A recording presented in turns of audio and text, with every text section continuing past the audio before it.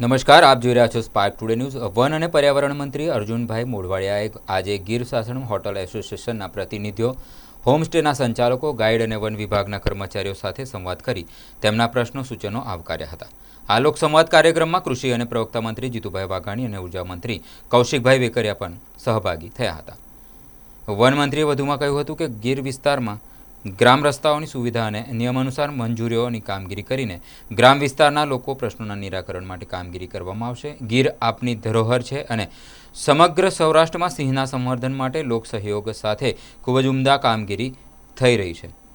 હજુ પણ સિંહના સંવર્ધન માટે તેમજ સંરક્ષણ માટે વડાપ્રધાન નરેન્દ્રભાઈ મોદીના માર્ગદર્શનમાં પ્રોજેક્ટ લાઇન અને અન્ય પ્રોજેક્ટમાં પણ એઆઈનો ઉપયોગ કરીને ટેકનોલોજીને વધુ અત્યંત બનાવીને સિંહ સંરક્ષણ માટે સંતોષકારક કામગીરી આગળ વધી રહી છે।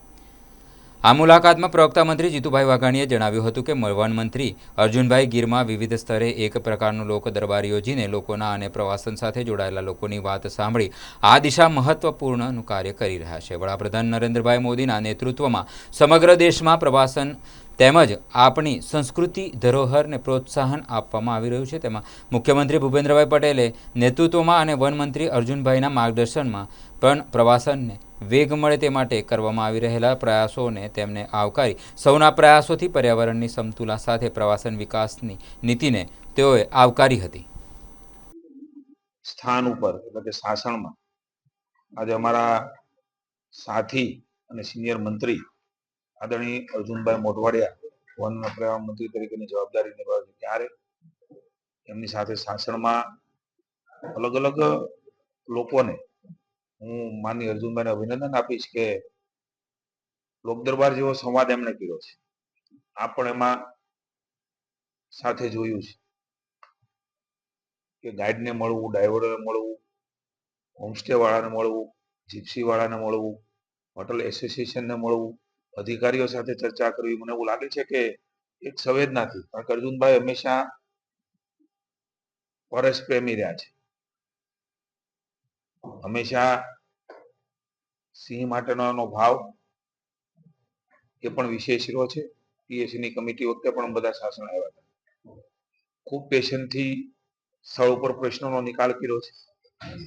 ઉદાહરણ તરીકે તમને કહું તો જન્મ તારીખનો દાખલો દેશમાં ન મળવો, એના કારણે આધાર કાર્ડનો પ્રશ્ન હોય, એ તુરંત અધિકારીઓને સૂચના આપી છે।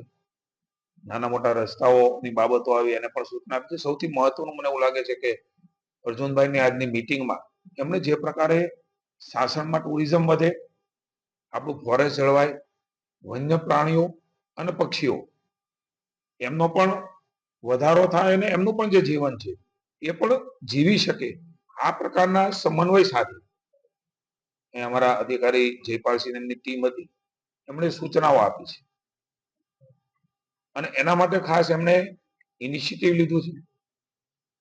અહીંયા અલગ અલગ જગ્યાઓ પર લોકો એંગેજ રહે, એને કંઈક નવું ફરવાનું રહેવાનું સ્થળ મળે, જેના કારણથી લોડ પણ ન રહે, સિંહોને પણ તકલીફ ન પડે।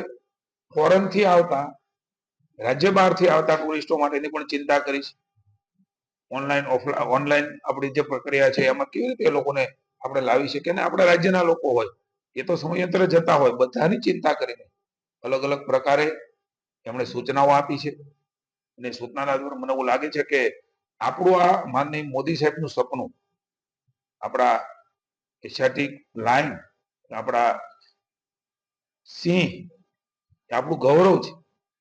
હું પણ શાસનનો હંમેશા પ્રેમી રહ્યો છું, ખાસ કરીને આજે અર્જુનભાઈ મોન્સૂનની અંદર પણ આવનારો વર્ગ ખૂબ છે। હું રાજ્યના લોકોને, ભારતના લોકોને વિનંતી કરું છું, આપના માધ્યમથી વિશ્વના લોકોને, માનીય અમારા વન મંત્રી દ્વારા વિનંતી કરું છું કે ચોમાસાની સિઝન પણ એ શાસનની અલગ છે, એની મજા આનંદ પણ અલગ છે, એની મહેક પણ અલગ છે।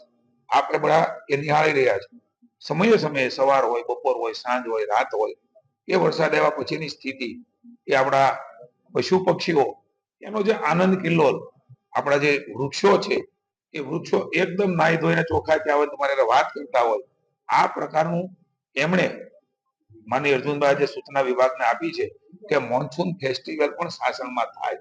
હું માનનીય અર્જુનભાઈને અભિનંદન આપું છું। ભૂપેન્દ્રભાઈના નેતૃત્વમાં ચાલતી ભારતીય જનતા પાર્ટીની સરકાર માની મંત્રીશ્રીએ અનેક ઇનિશિયેટિવો લીધા છે, ખાસ કરીને ટુરિઝમ વિકસે, વનને પણ જાળવણી થાય, વન્ય પશુ પક્ષીની પણ જાળવણી થાય, છતાં ખૂબ ઊંડાણપૂર્વક કેવી રીતે અહીંયા આપણે આકર્ષી શકીએ, લોકલ રોજગારી મળે, એમની પણ ચિંતા કરીને એમણે ખૂબ ઇનિશિયેટિવ લઈને મોન્સૂન ફેસ્ટિવલની આ વર્ષથી જ આપણા શાસનમાં ઉજવાય, જેનાથી ટુરિસ્ટોને આકર્ષી શકાય. આપણું સફારી બંધ હોય, પણ એ સફારી બંધ હોવાથી આખું આપણું શાસન બંધ નથી થઈ જતું. અહીંયા અનેક ગામો આવ્યા છે, અનેક લોકો રહે છે, ત્યારે લોકોને ચોમાસાનો શાસનનો આનંદ એ અર્જુનભાઈ આપવા જઈ રહ્યા છે.